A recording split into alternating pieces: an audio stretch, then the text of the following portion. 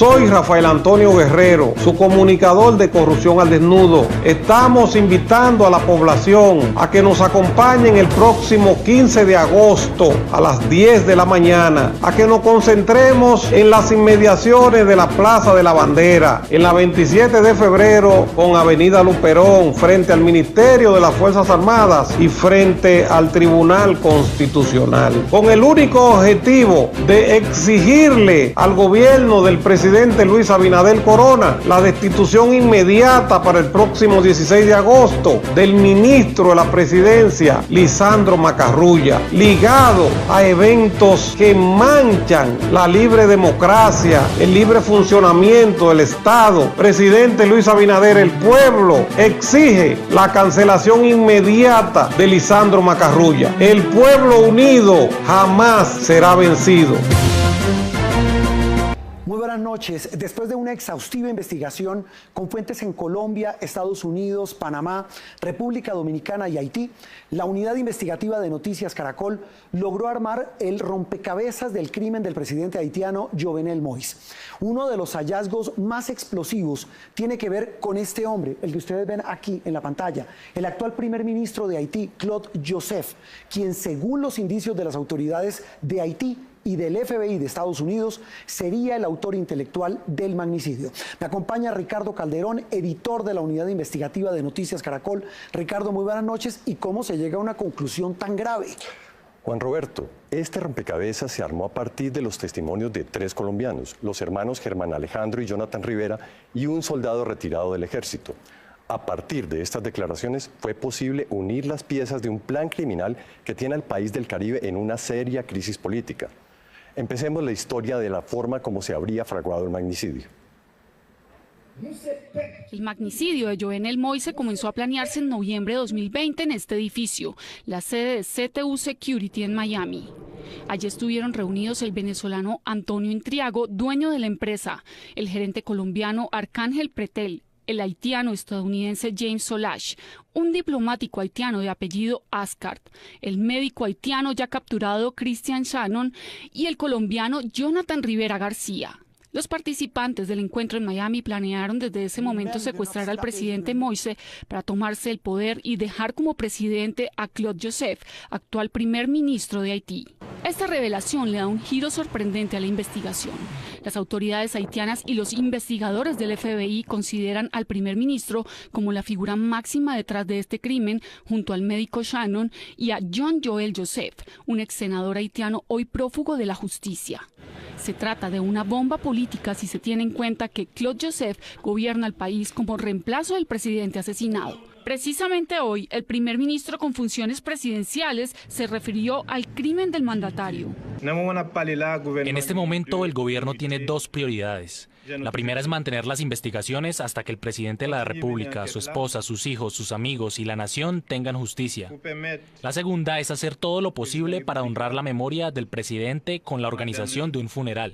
Entre las pruebas conocidas por la unidad investigativa de Noticias Caracol hay llamadas telefónicas y fotos de reuniones que vinculan al primer ministro con los mercenarios colombianos. Los investigadores tienen claro el papel que habría jugado cada uno de los participantes de la conspiración. Tras la reunión en Miami, el colombiano Pretel y en especial el haitiano James Solash volvieron a buscar a Jonathan Rivera, quien había estado en la reunión y quien los llevó hacia su hermano, el capitán retirado del ejército Germán Rivera, y hacia el sargento retirado Duvernay Capador.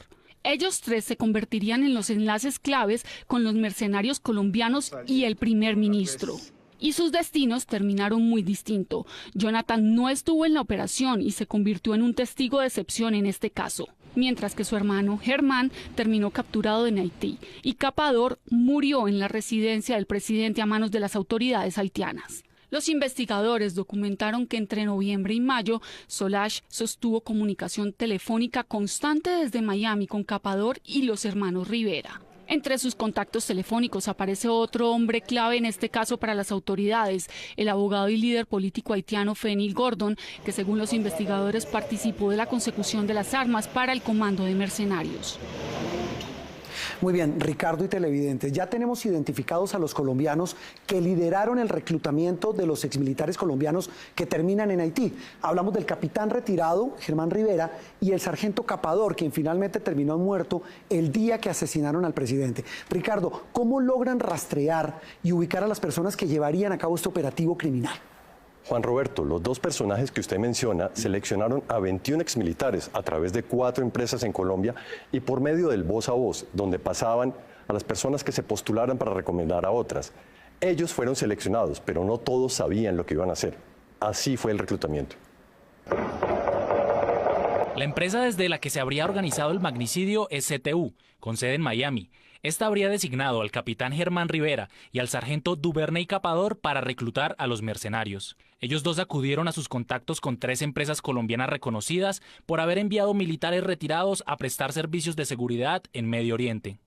Noticias Caracol se abstiene de revelar los nombres de estas empresas para no entorpecer la investigación en Colombia, pero la unidad investigativa rastreó los movimientos financieros de una de estas compañías y encontró movimientos por casi 700 millones de pesos, inusuales para sus negocios normales durante los 2 meses previos al magnicidio. Los investigadores también le siguen el rastro a una multinacional británica, uno de los jugadores más grandes del mundo en el mercado de los servicios de seguridad, y a sus representantes en Colombia, por su papel en el reclutamiento. Entre Capador, Rivera y estas empresas habrían contactado al menos a 200 militares retirados en Colombia para ofrecerles un trabajo en el Caribe. Mire, yo ya estaba todo listo, mire, esta es la maleta mía con el pasaporte. Por diferentes razones, la mayoría rechazó la propuesta. Me dijo que estuviera por ahí pendiente porque había un trabajo en el exterior y que estuviera pendiente, que sacara el pasaporte. De pronto lo necesitaba, que a cualquier momento me llamaba para ser requerido. Yo estaba preparándome, pues ellos dijeron que ellos seleccionaban los primeros y el segundo vuelo ya íbamos los otros.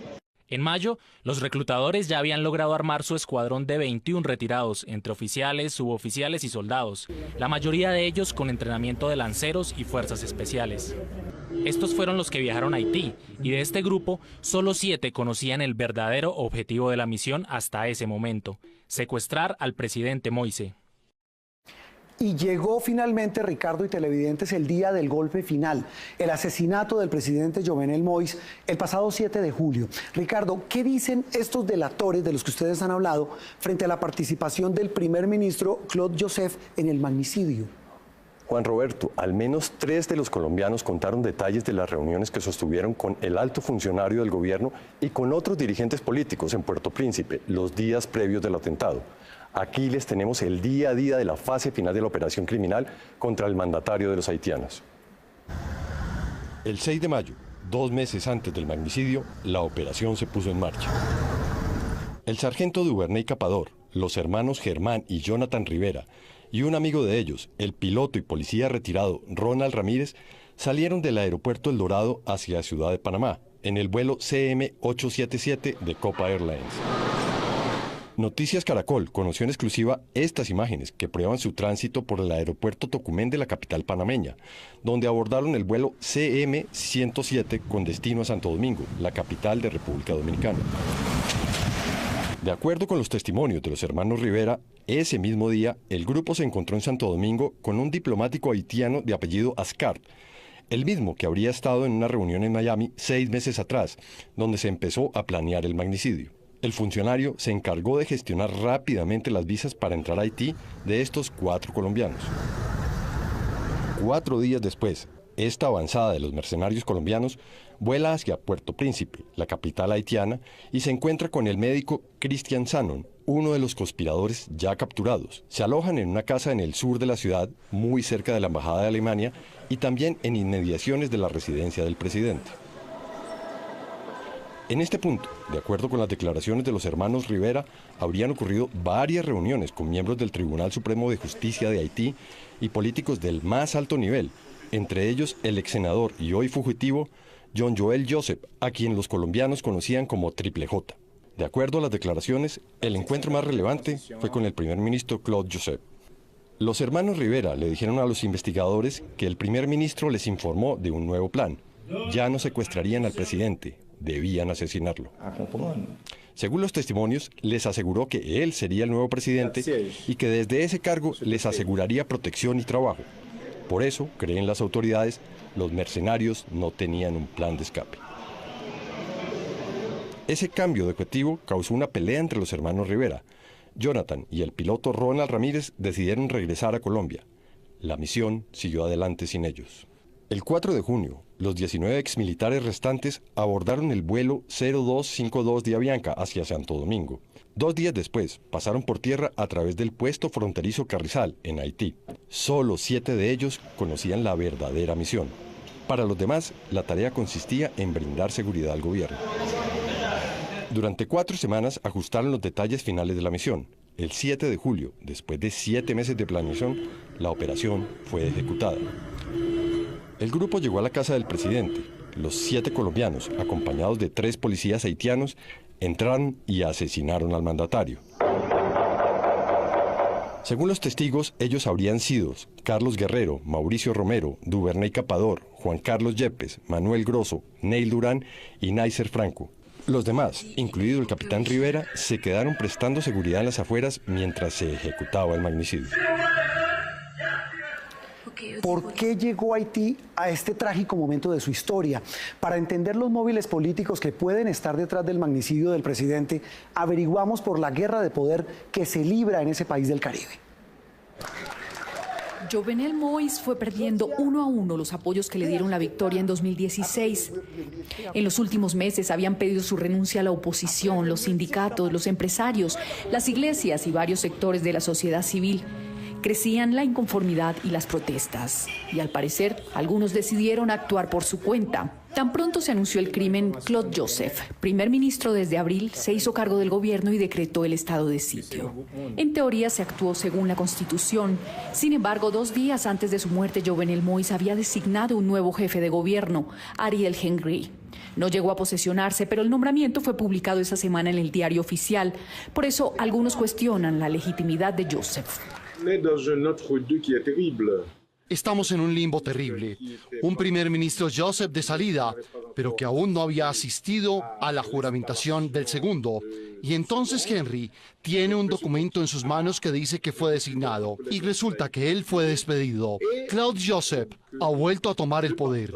Ese es el golpe. Difícil resolver la encrucijada en un país casi sin instituciones. Jovenel Moïse no organizó elecciones parlamentarias desde que llegó al poder y los mandatos de los legisladores expiraron. Desde enero de 2020 ese país solo tiene 10 senadores en ejercicio, 1/3 de las curules. Ante la crisis de la figura del primer ministro, 8 de esos 10 firmaron una resolución y le ofrecieron el cargo de mandatario provisional al presidente del Senado, Joseph Lambert. Así que entró un tercero en la disputa.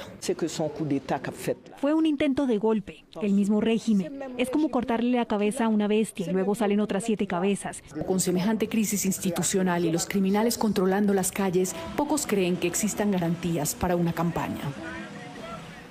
Ricardo, y de la crisis volvamos al magnicidio. Y ya para terminar, ¿se sabe cómo se financió esta operación? Juan Roberto, el FBI está rastreando las cuentas del primer ministro y de los otros funcionarios y políticos vinculados a la operación. Y, por supuesto, las cuentas de las empresas que se prestaron para reclutar mercenarios. Todavía hay mucha tela por cortar. Y cuando aparezca esa tela, pues nosotros vamos a estar pendientes para llevárselas a nuestros televidentes. Una feliz noche para todos.